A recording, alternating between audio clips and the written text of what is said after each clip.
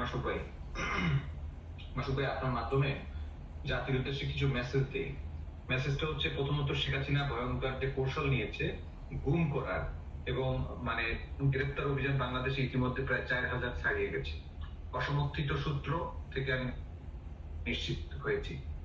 আপনার মাধ্যমে জাতির উদ্দেশ্যে বলতে চাই যে এখন যাদেরকে গ্রেপ্তার করবে, এই গ্রেপ্তারের অন্তরালে কিন্তু তাদেরকে ক্রস ফায়ার দেওয়ার সম্ভাবনা বা সেই নকশা কিন্তু তারা অঙ্কন করেছে।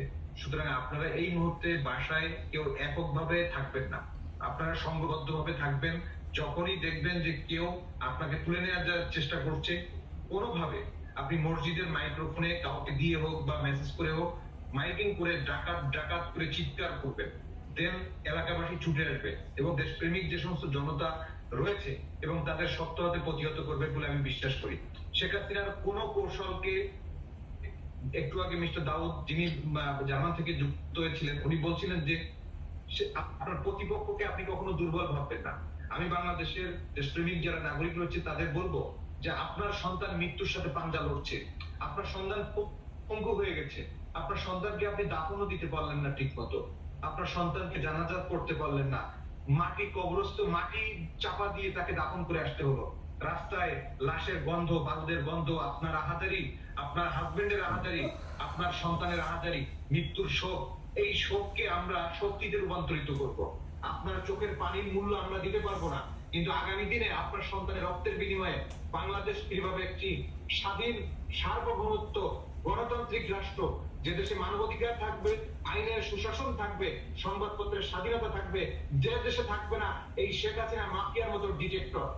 আমি আপনার মাধ্যমে জাতির উদ্দেশ্যে বলতে চাই, ডিজিএফআই এর সেই সমস্ত কুলাঙ্গার যারা এই মুহূর্তে আমার এই বক্তব্য শুনছেন, আপনাদের বলছি, যদি বাংলাদেশের মানুষের জীবন নিয়ে আর বিন্দু পরিমাণ সিনেমিনি খেলেন, আপনাদের পৃথিবীর কোন গর্ত থেকে আপনারা লুকিয়ে বাঁচতে পারবেন না। আপনাদের সেই গর্ত থেকে আমরা খুঁজে বের করব।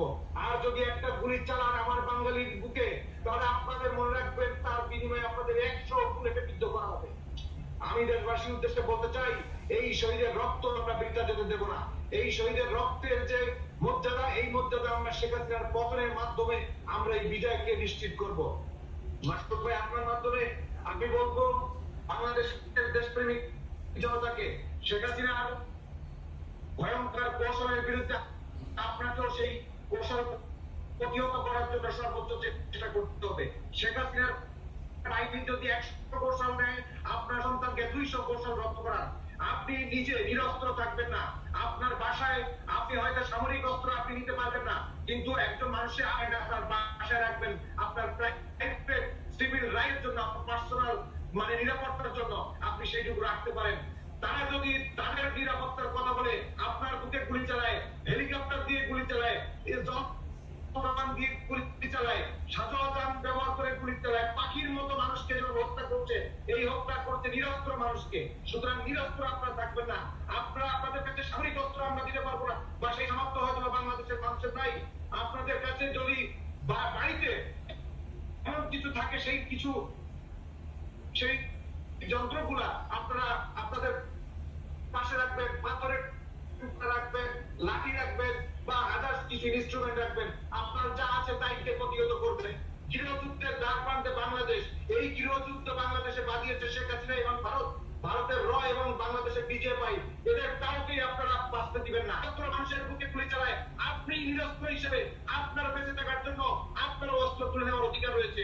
আমি কাউকে আইন হাতে তুলে নিতে বলছি না, কিন্তু আপনার জীবন রক্ষার জন্য যতটুকু প্রোটেকশন আপনার দরকার আপনি তাই নিলেন। কারণ শেখ হাসিনা যে প্ল্যান করেছে ভারতে বসে, আমরা জানতে পেরেছি শেখ হাসিনা ইন্ডিয়া থেকে চলে গেছে, ইন্ডিয়ার প্রেসক্রিপশনে বাংলাদেশে এক ভয়ঙ্কর হত্যাযজ্ঞের নীলনকশ তৈরি করেছে। আপনি ইতিমধ্যে দেখেছেন, বাংলাদেশের উদ্দেশ্যে আমি বলতে চাই দেশপ্রেমিক জনতাকে, ইতিমধ্যে যে বাংলাদেশের শত শত বিরোধী মতের নেতা কর্মীকে গ্রেফতার করা হচ্ছে।